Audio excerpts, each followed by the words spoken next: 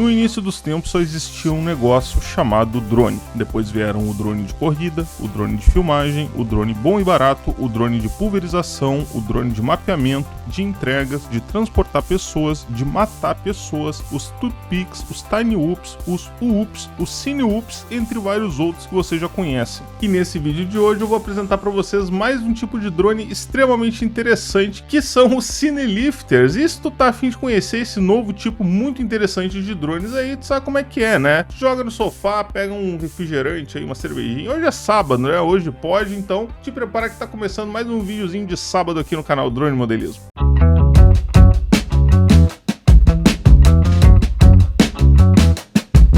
Até muito recentemente, sets de filmagens e produções hollywoodianas sequer tinham conhecimento da existência dos drones, e por causa disso a turma do Spielberg se virava com outros tipos de tecnologia que, cabe dizer, seguem tendo seu papel e seu espaço até hoje, como gruas, cable cams, helicópteros e a boa e velha computação gráfica.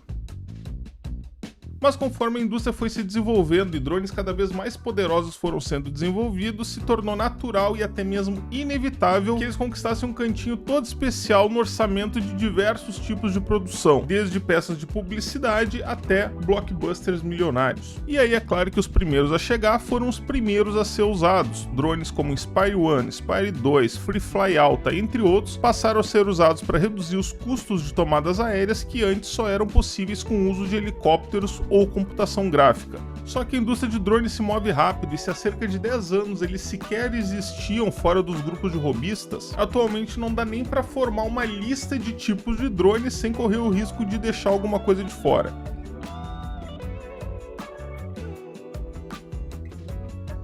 E exemplos dessa evolução foram os cine whoops e drones de corrida, genericamente chamados pela galera do audiovisual de setups FPV, e mais recentemente foi a vez dos chamados cinelifters entrarem nessa lista. E meus amigos, aí a coisa pegou preço. Mas antes de falar de preço, que diabos que é um cinelifter? Talvez alguns de vocês tenham visto a excelente peça publicitária que a Porsche criou para divulgar o Taycan Cross Turismo. Nesse filme teve um momento muito especial que foi quando o piloto do drone, que como muitos sabem era o Johnny FPV, passou por dentro das janelas do carro enquanto o piloto fazia um drift na neve. Bom, essa cena que muitos acharam que tinha sido feita com computação gráfica, na verdade não foi. Ela foi feita com um drone de corrida mesmo, na base da tentativa e erro, e a câmera utilizada foi uma GoPro, já que o drone precisava ser pequeno o suficiente para passar por dentro do carro. E esse, meus amigos, é um belo exemplo do que não é um cinelifter, já que foi o único momento desse filme em que ele não pôde ser usado por causa das dimensões. Mas em todo o resto do filme foi utilizado um cinelifter, e isso aqui, senhores, é um cinelifter.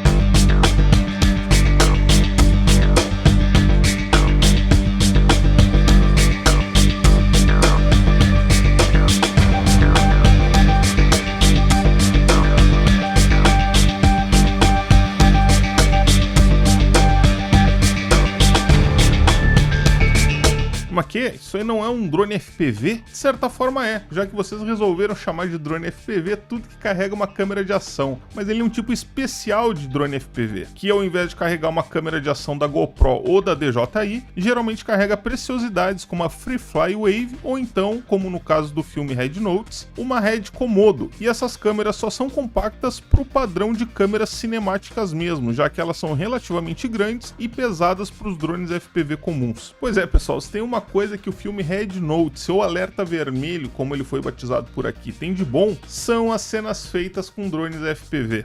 Porque de resto eu tentei assistir, dormi no meio e a patroa precisou de 2 dias para terminar. E essas aí são algumas das cenas gravadas com o cinelifter do Johnny FPV. E na bem da verdade não dá para ter certeza se foi ele de fato que fez todas essas imagens, pois como esse foi o filme mais caro da história da Netflix, tendo custado cerca de R$1 bilhão, R$1 bilhão num filme ruim.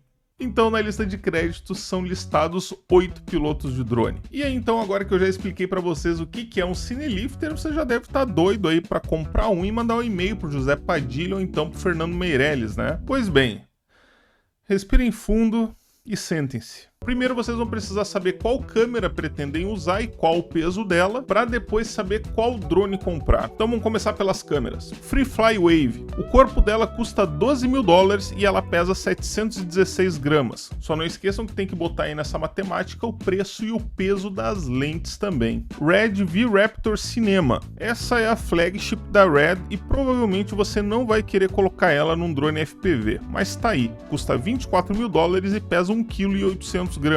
Blackmagic Ursa Mini Pro. Essa é pesadinha, mas vai. 2,3 kg e cerca de $6.000 pelo corpinho sarado. Red Komodo 6K, que foi a câmera usada no filme Red Alert. O corpo dela pesa 1 kg e ela é bem mais acessível que a V-Raptor, custa apenas $6.000 e isso, de novo, né pessoal, só o corpo. E aí, para finalizar, caso a grana esteja curta, Blackmagic Pocket Cinema 4K. O corpo pesa 680 gramas e ela custa $1.295. Então agora que tu já escolheu tua câmera, vamos para os drones. Primeiro temos o Chendrones Sicario, ou Sicario, muito usado pelo grande Nurk FPV. Ele é capaz de levantar até 1,6 kg, tem velocidade máxima de 100 km por hora e autonomia para tomadas de até 6 minutos. O preço do frame é de $350 e esse valor não inclui a eletrônica. Mas para matar a curiosidade de vocês, eu achei ele à venda completo por cerca de $3.000. Mas se você quiser levar ele com todos os acessórios, acaba saindo por quase $5.000.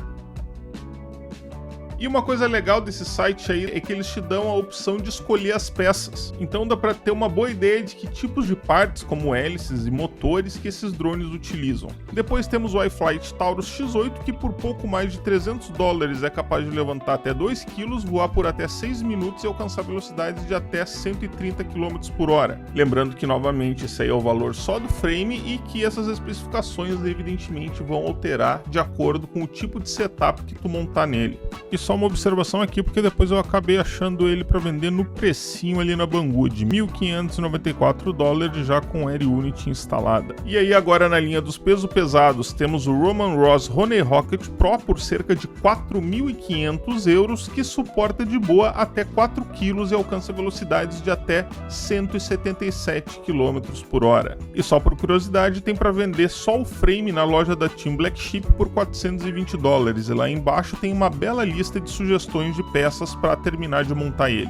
E aí, para finalizar, tem também o Moneyshot X8, uma maravilha de $11.000 capaz de voar por até 5 minutos carregando 4,5 kg e que também é capaz de voar a impressionantes 177 km por hora. Já pensaram uma câmera de $10.000 voando a 177 km por hora numa coisinha desse tamanho, cara?